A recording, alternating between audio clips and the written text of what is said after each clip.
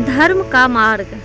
महाभारत में कर्ण भगवान कृष्ण से पूछा, मेरी माँ ने मुझे उसी क्षण छोड़ दिया जब मैं पैदा हुआ था। क्या ये मेरी गलती है कि मैं एक अवैध बच्चा पैदा हुआ? मुझे द्रोणाचार्य से शिक्षा नहीं मिली, लेकिन मुझे क्षत्रिय नहीं माना गया था। परशुराम ने मुझे सिखाया, लेकिन फिर भी मुझे सब कुछ भूलने का अभिशाप दिया।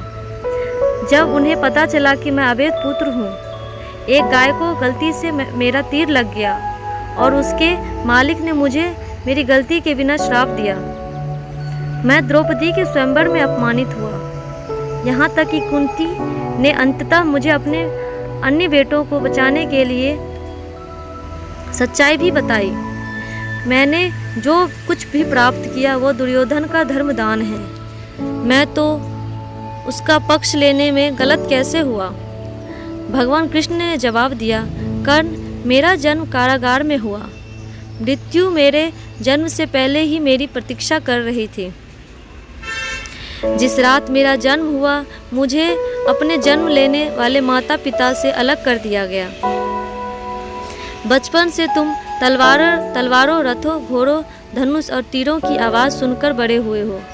मुझे केवल ग्वाल की गौशाला गोबर मिला और मेरे जीवन पर कोई प्रयास मेरे चलने से पहले, ना कोई सेना, ना कोई शिक्षा।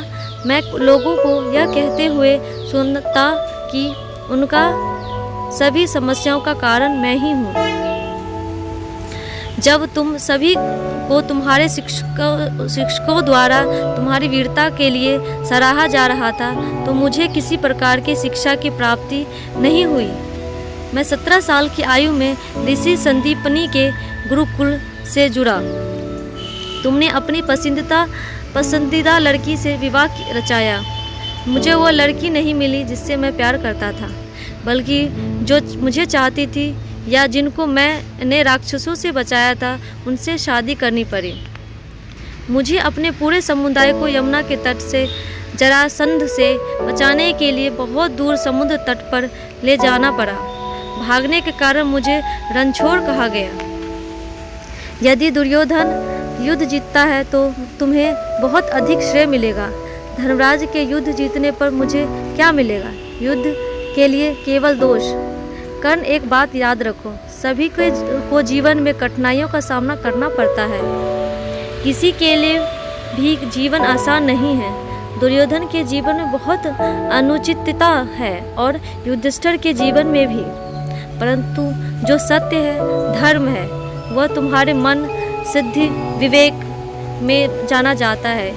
इससे कोई फर्क नहीं पड़ता कि हमें कितनी अनुचितता मिली है, कितनी बार हमें बदनाम हुए, कितनी बार हमें हमारे कारण नकारा गया। महत्वपूर्ण ये है कि आपने उस समय क्या प्रतिक्रिया व्यक्त की। हे कर्ण, रोना बंद करो। जीवन की अनुचितता तुम्हें गलत रास्ते पर चलने का अधिकार नहीं देती।